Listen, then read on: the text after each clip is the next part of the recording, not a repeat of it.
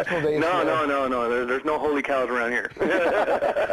and if there were, you sacrificed them a long time ago. Yeah. Well, I mean, your band has absolutely been associated with the whole Satan imagery for a long time. I mean, obviously you guys were in control of that when you first started it. Did you think it would go this far? No, I don't think any of us ever thought that any of this would ever get this far, especially because it's an image that we've never let go of. It's what the band was basically about. So we've never really abandoned it. You know what I mean? Are you Satanist officially? No. No. But we can all have a day of Slayer. This is great. Now, we can all pray for Slayer. have you come up with an official? You got a record title name? Have you got any, what are you thinking about naming it? I'm afraid to tell you because it might change. That's okay. Well, that's okay. As of right now, what do you think it's going to be? As of right now, from what last time I had a conversation with everybody, it was going to be called The Final Six. The Final Six? Yeah. Is this the last Slayer record? There's a whole story behind what that means, and we're going to try to put all that together and make everybody aware of what that means. Excellent. Now, I know you're coming to play some shows in Canada in a bit, but how are you going to celebrate tonight on your birthday, but also on the National Day of Slayer, 616? We'll be listening to Slayer all day. Good for you. Well, have a good night. Take care, Tom. All righty. There's Tom Araya from Slayer.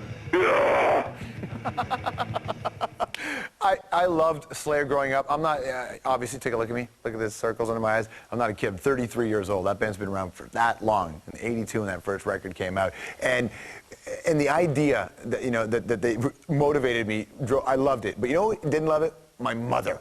My very religious mother. I'd put the posters up, I'd go to school, I'd come home, she'd rip the posters down. And I know my mother right now is watching it. Just, baby, come on.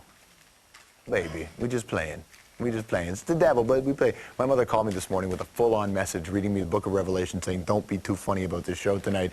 But the battle between authority and I guess and music, art, the devil's music, not new. We got Slayer to deal with, my friends, but the medieval church had its own rules about music. And it goes back to one little chord. Do you know that there was actually a musical chord, that the church believed could destroy your soul?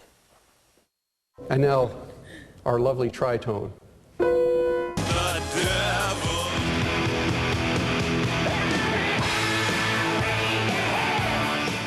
It's said in medieval times, and even in current circles, that the tritone is used to summon evil spirits and even the devil himself.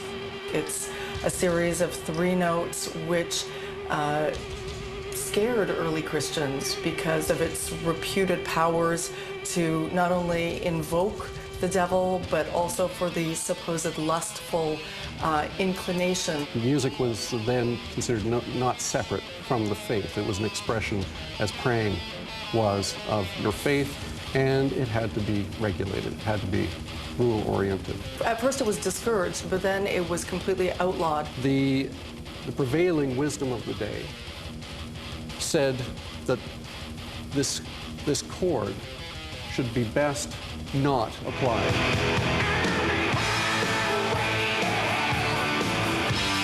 Technically, it is unresolved. It's not one of those notes that sort of feels like home. Very quickly, and it's human nature, it became suggestive, and by suggestive, it became sexual. Its use would connote something that has to continue, or on a much more primal level, some sort of sexual energy or tension, something sinister, some doom, some dread.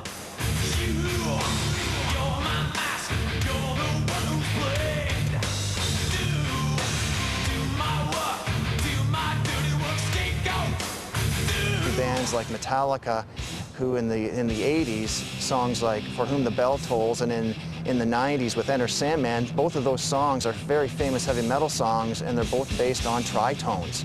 Slayer, who have consistently used the Devil's Interval throughout their career, in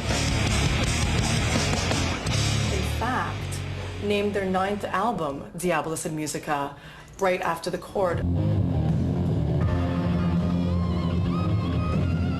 Tony Iommi, one of the greatest guitarists, lead guitarists in the history of rock, who also said that he didn't know he was using the tritone as the devil's chord. He just thought it was a cool sounding chord. One variation of it was used by Madonna in Holiday. If we took the holiday. People like Jimi Hendrix. Well, I know people like Niccolo Paganini, people like Giuseppe Tartini, anybody who had facility that astounded became associated with some sort of pact with the devil because they did something that nobody else could do.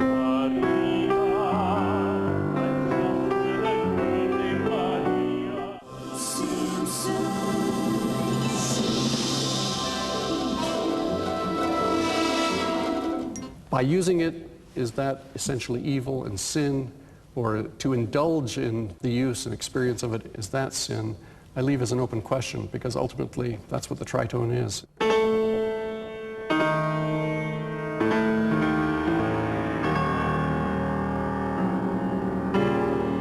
So that's the Devil's music. When we return, oh, it's the Devil's movies.